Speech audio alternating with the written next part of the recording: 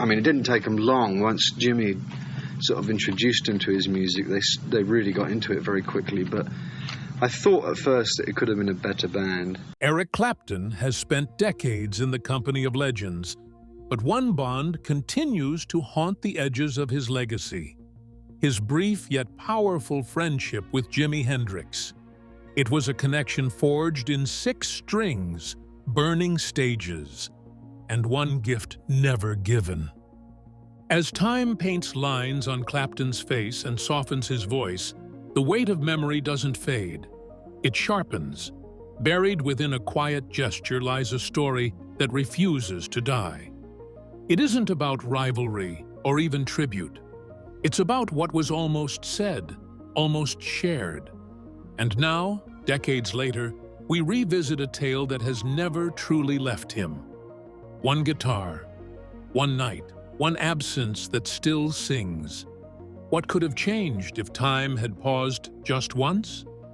The roots of a legend. Jimi Hendrix demonstrated a magnetic attraction to music, famously pretending a broomstick was a guitar long before he ever held the real thing.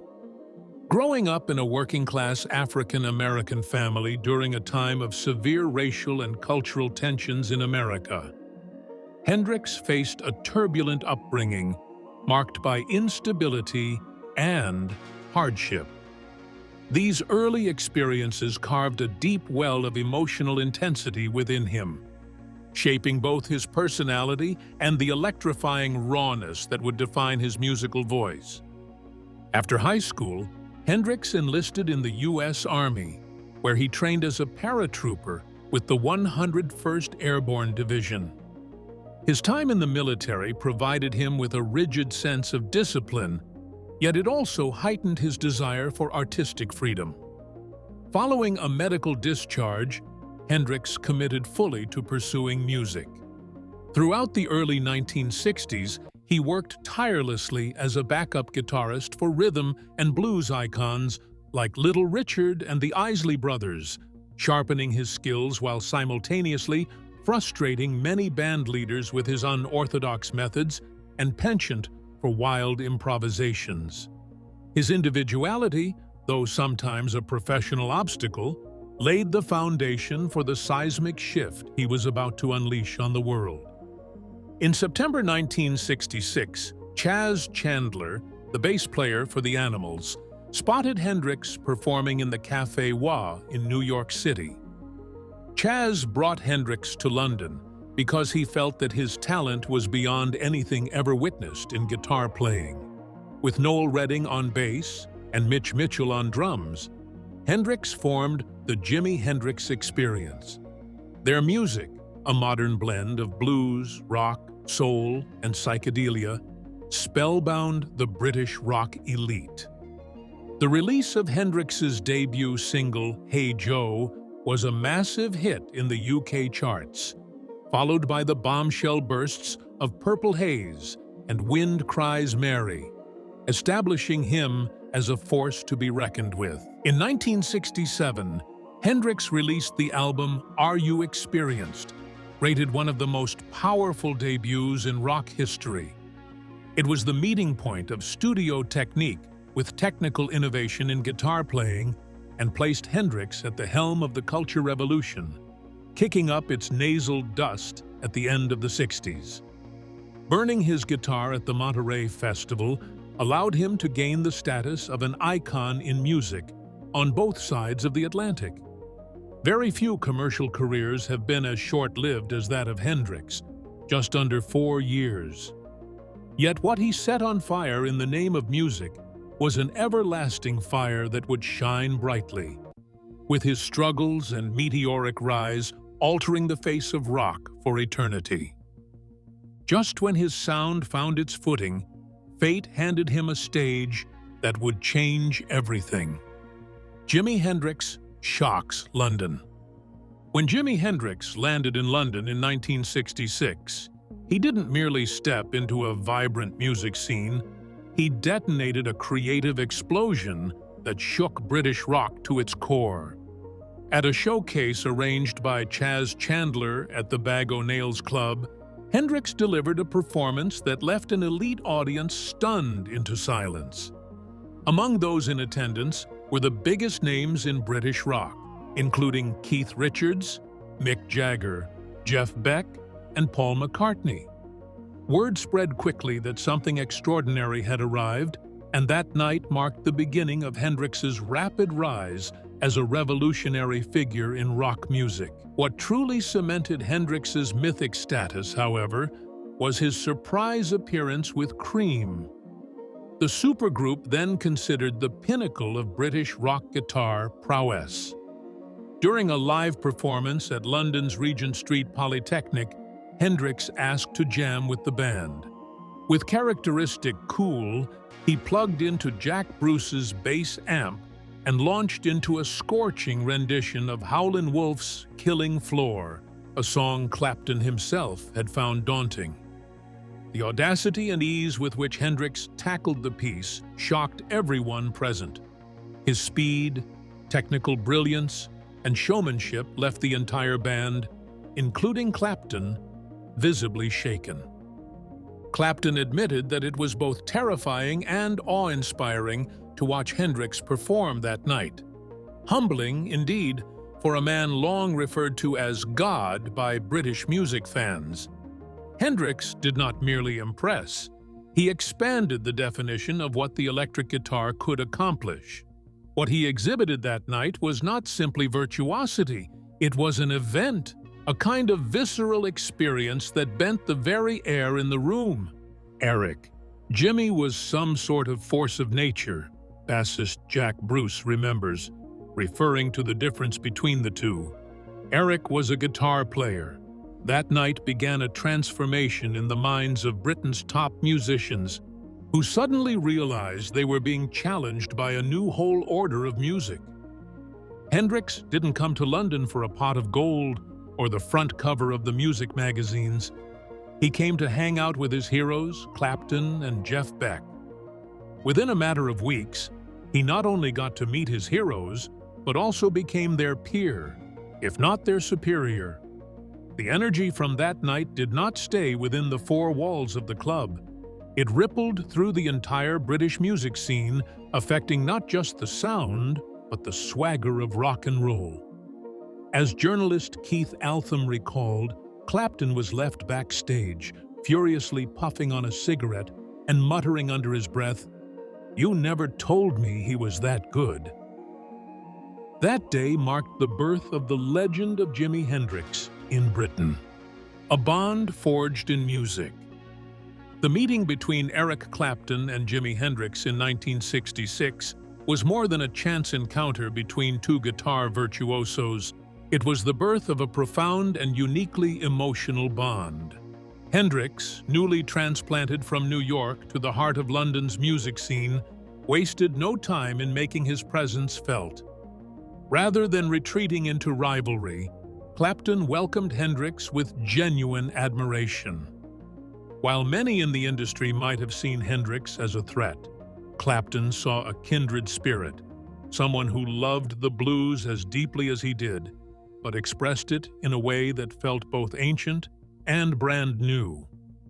Hendrix's energy was chaotic yet beautiful, his approach to the guitar both radical and soulful.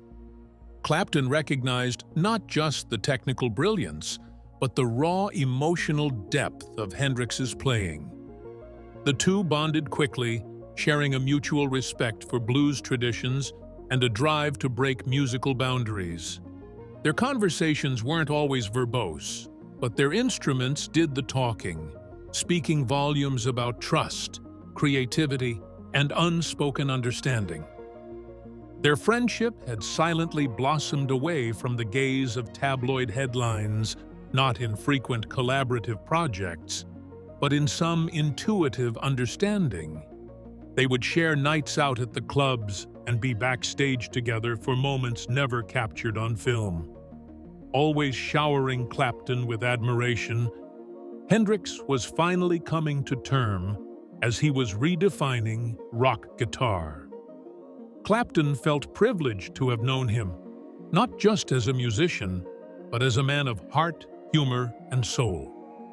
The friendship did have elements of mutual admiration, but also influenced Clapton's own artistic endeavor. The emotional truthfulness Hendrix brought to his songs sparked something inside Clapton, an avenue for playing that encompassed not only skill, but vulnerability. The tragedy of Hendrix's untimely death in 1970 must have hit Clapton with a depth few would comprehend. Their intended meeting the night of Hendrix's passing, a meeting that never took place, became for Clapton a bleeding emotional scar for the next 3 or so decades. Clapton has said very little about Hendrix since, with a sadness often apparent in his eyes, guarding the sanctity of their friendship. For Clapton, losing Hendrix was not merely a fellow musician passing away. He had lost someone who made the world that much richer, and his art a whole lot richer. The guitar Clapton never gave Hendrix. In the heart of London's explosive 1966 rock scene, Jimi Hendrix's arrival was a seismic event that reshaped everything, and Eric Clapton felt it more deeply than most. Though Clapton had long been revered as Britain's premier guitar virtuoso, Hendrix's breathtaking ability didn't provoke rivalry. It forged an unexpected bond. Their friendship, built not on competition but on mutual admiration, quickly deepened. By 1970, Clapton regarded Hendrix not just as a peer, but as a brother in music.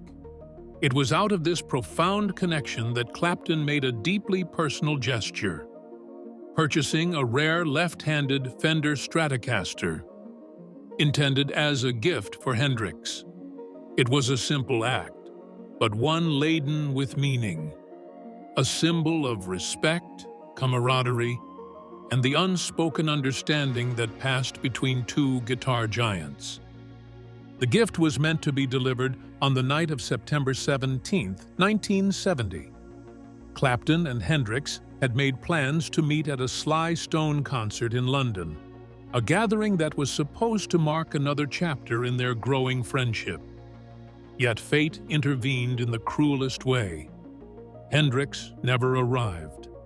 By the following morning, he was found unresponsive at the Samarkand Hotel, the victim of a tragic and accidental death caused by a lethal combination of barbiturates and alcohol. The left-handed Stratocaster, carefully chosen and filled with unspoken sentiment, was never placed into Hendrix's hands. Instead, it became a painful relic, a silent testament to the meeting that never happened, to the bond that was heartbreakingly severed overnight. To Clapton, the guitar became an eerie emblem of loss that seldom found expression in words. On rare occasions when he has touched on it, it was always with the unmistakable sorrow in his voice. With special emotional weight was not just the ungrateful act of giving something so minor on the surface, but death, against which Clapton could not seek refuge. And what he now mourned most were dreams shared abruptly, cut short conversations unheard, and thousands of moments that would never take place. Every stare at that Stratocaster reminded him not just of the raw talent Hendrix possessed, but the human bond they were creating, one that was snipped just as it was beginning to come into bloom as something wonderful. Today, that unplayed guitar exists as a shadowy connection to a past that Clapton still haunts. It is a message not just of a musical partnership that could have echoed through the ages, but also of such a personal relationship, rich in its possibilities, with tremendous faith. Hendrix's death and the abandoned guitar crystallized the transient nature of life itself for Clapton. He receives the very painful musical voice of longing that every note will create, and in every silence, lingering longer than expected, the memory of Hendrix and the gift which he was never fortunate enough to receive murmurs behind. How addiction silenced Jimi Hendrix. As Jimi Hendrix soared to the peak of global stardom, the pressure of fame became increasingly suffocating. His outward persona, electrifying, bold, and untouchable, masked a deeply exhausted and troubled man. Beneath the stage lights and roaring applause, Hendrix was navigating a labyrinth of personal struggles. In the months leading up to his death, his life was riddled with mounting stress.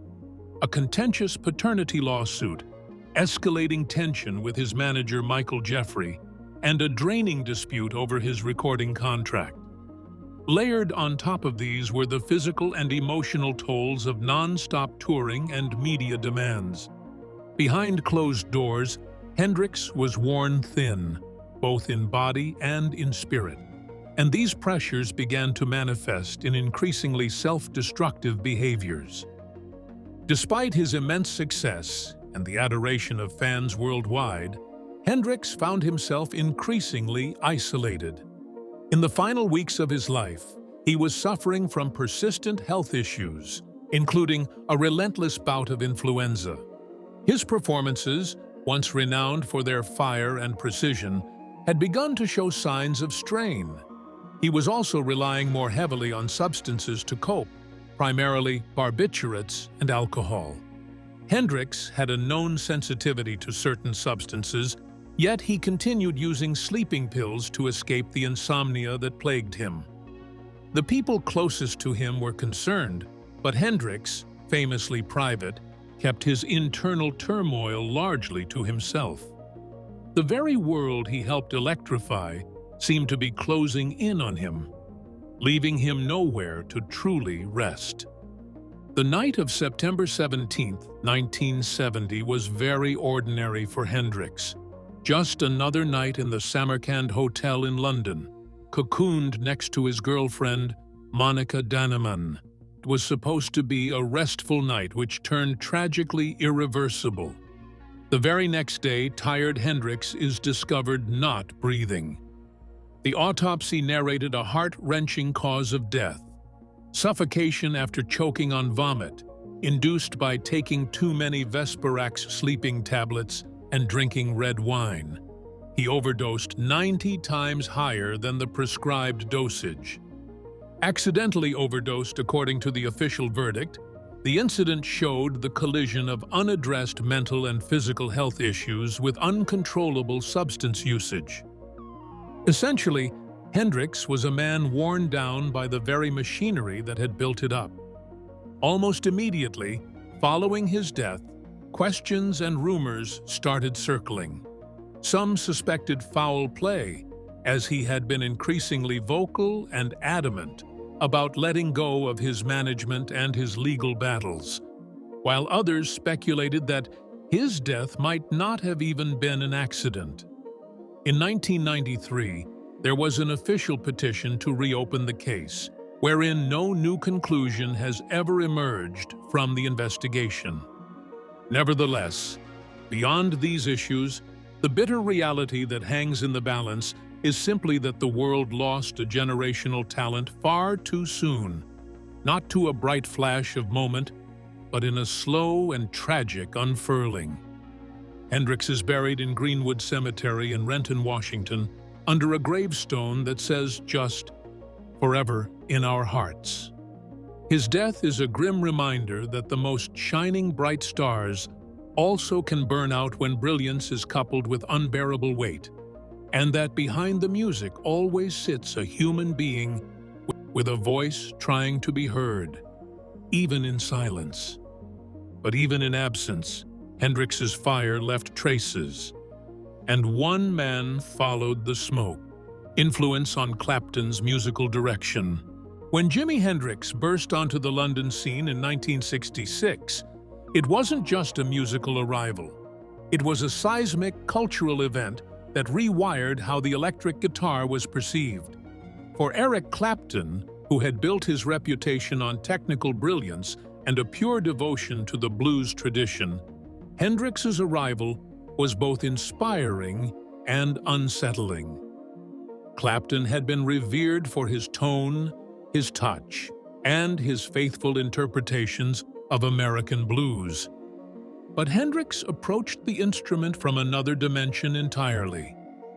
Rather than merely interpreting tradition, Hendrix twisted and stretched it into something cosmic, something untamed.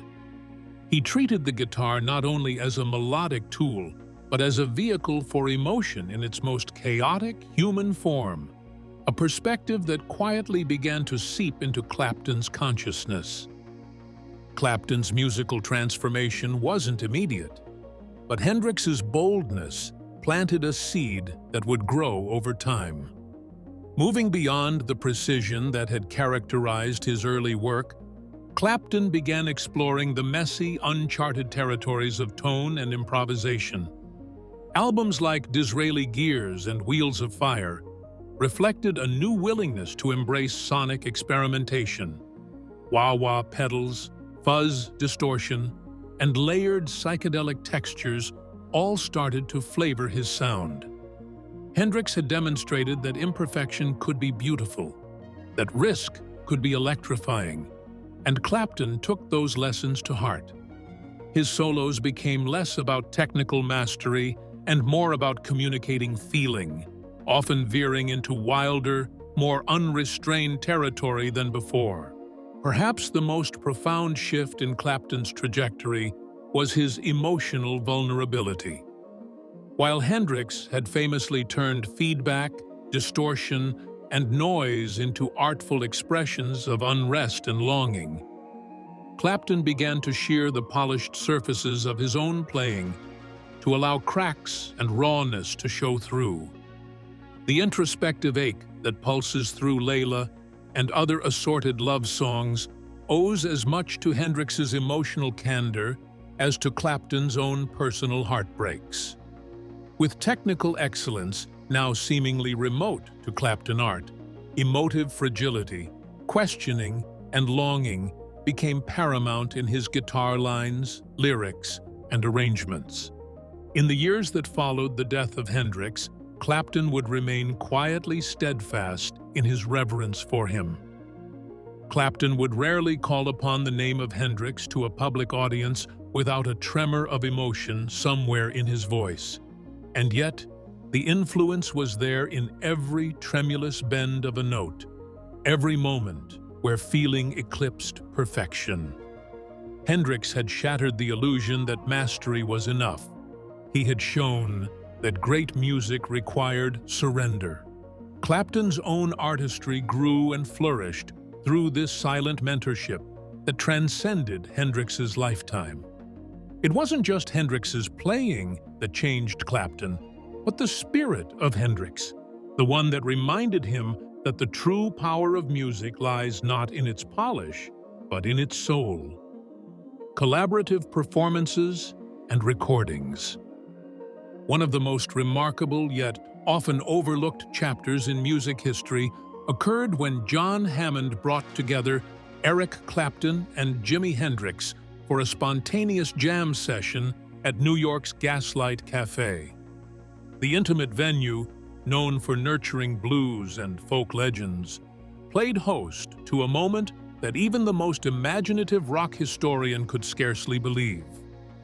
Two of the greatest guitarists of their time, perhaps of all time, performing side by side. Hammond, who had deep personal connections with both artists, orchestrated this event not for publicity or profit, but for the sheer joy of creating something extraordinary. With Clapton standing to his left and Hendrix to his right, Hammond fronted a band that would become the stuff of myth. At the time of this impromptu performance, Hendrix had only recently returned from his meteoric rise in London, while Clapton was already an established figure in the British blues rock scene. The meeting was not defined by ego or competition, but by mutual admiration and shared reverence for the blues. Rather than vying for attention, Hendrix and Clapton played with a rare sense of synchronicity, exchanging licks with effortless fluidity and responding to each other's phrasing like seasoned bandmates. Their playing was instinctive and responsive, a true musical conversation unfolding in real time. Hammond later described the chemistry as electric, with each guitarist enhancing the other's brilliance without a word needing to be spoken. This jam session was significant not only because of the star power on stage. It was much more about the ambiance of creative liberty that suffused throughout the room. With no rehearsal and no formal pattern to contend with, pure, unrefined expression was permitted. Clapton and Hendrix were not the show for the cameras and critics, but played purely for the love of it. A backwards glimpse of everything that blues is: improvised, emotive, and intensely, painfully communal. According to Hammond, both men, despite all the wonderful things said about them, were rather grounded and unpretentious. Their humility with their genius made it for those lucky enough to witness the night. This was not documented, professionally or otherwise, and helped enhance its legend. The story is delivered in Hammond's marvelous memory, and the murmurs from those present, passed down like folklore in a rock community. It is a document of what music is. Once stripped of ego and expectation, a language that becomes greater than fame, money, and even time. Beyond the moment that is fleeting, the event crystallized the power of common artistry. It was a brief but weighty intersection between two musical titans rarely found together in such an unguarded, real way. The Gaslight Jam echoes in history, paying homage to how powerful music becomes when driven by passion and respect. Clapton and Winwood revive Hendrix's magic.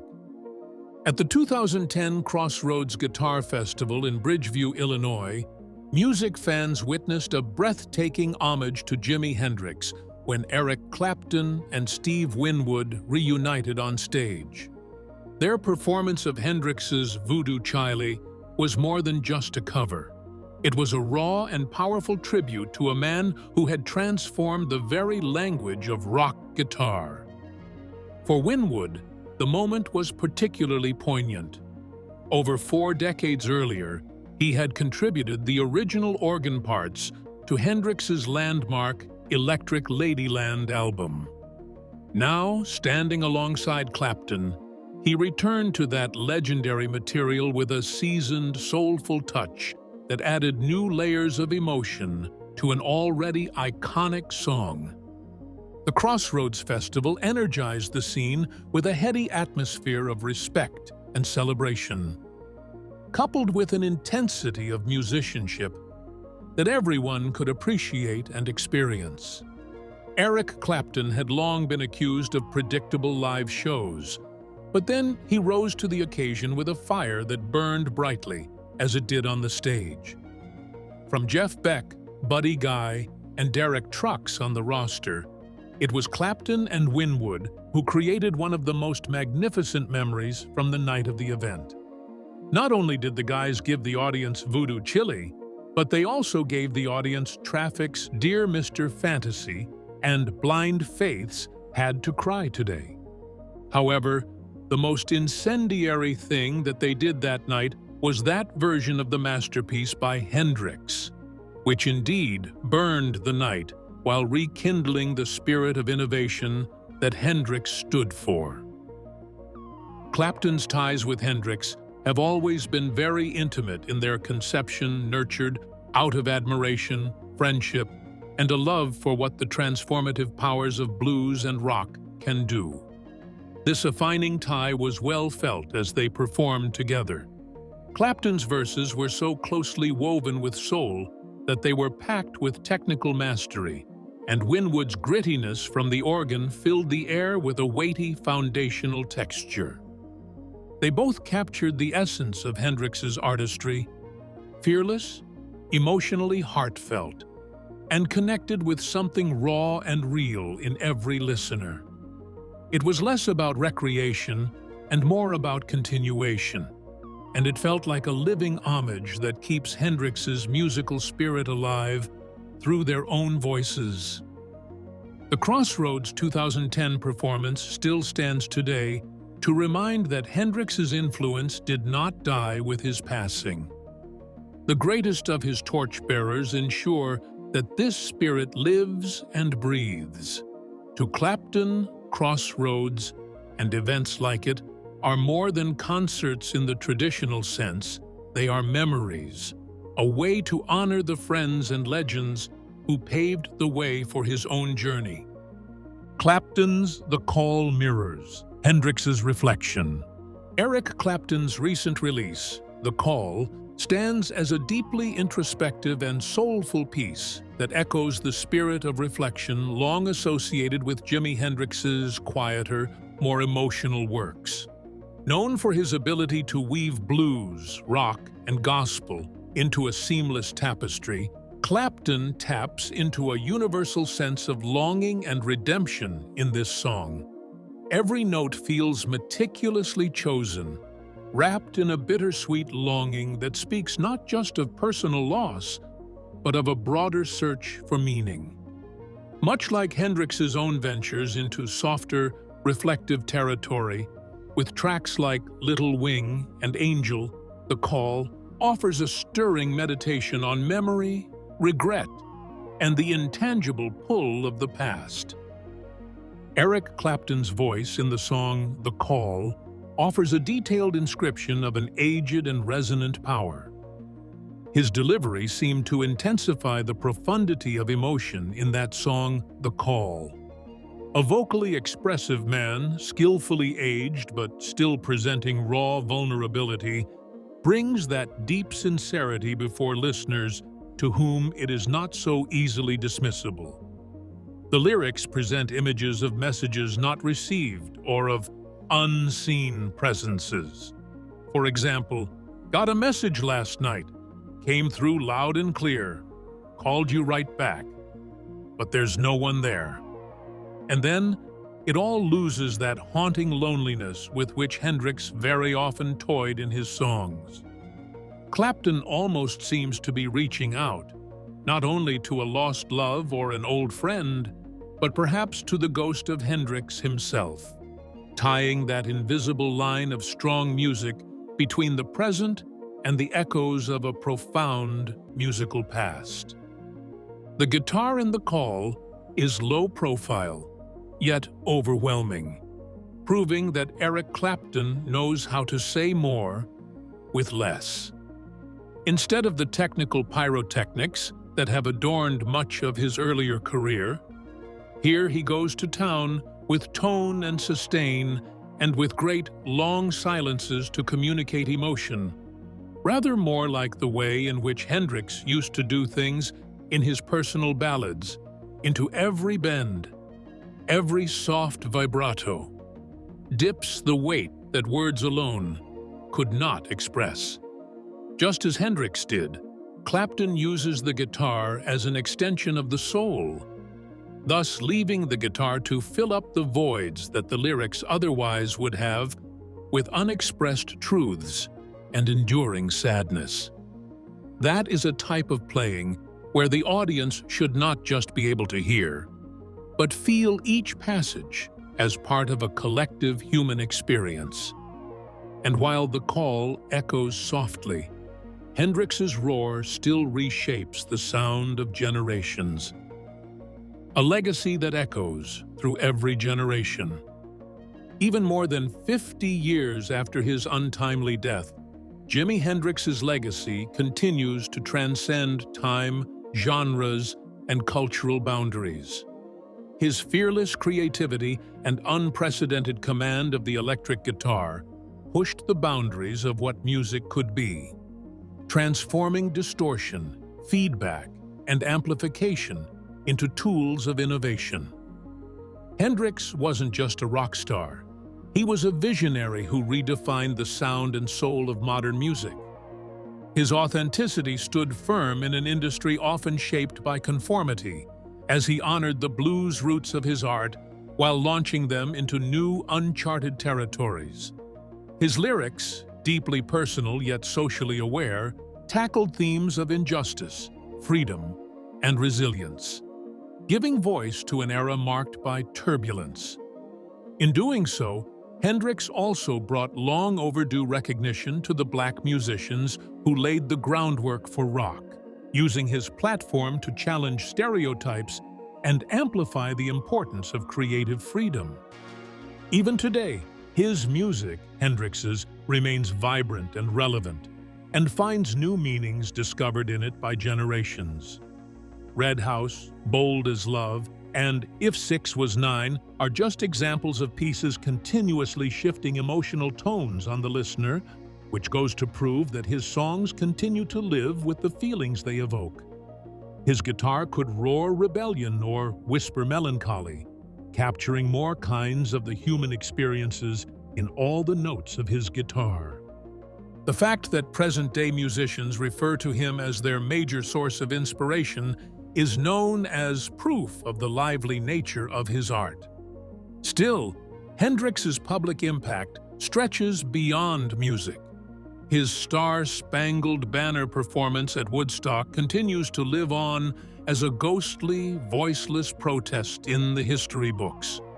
It ended all of a sudden, in what he once called the wink of an eye, but somehow his spirit is still alive, and it grows louder each time a new artist, voice, dares to be different. Thanks for watching. If this story moved you, drop a like, share your thoughts in the comments, and don't forget to subscribe for more deep dives into music's untold moments. Tap the bell so you never miss a beat. And hey, the next video's already waiting for you on the screen. Click it now and keep the music alive.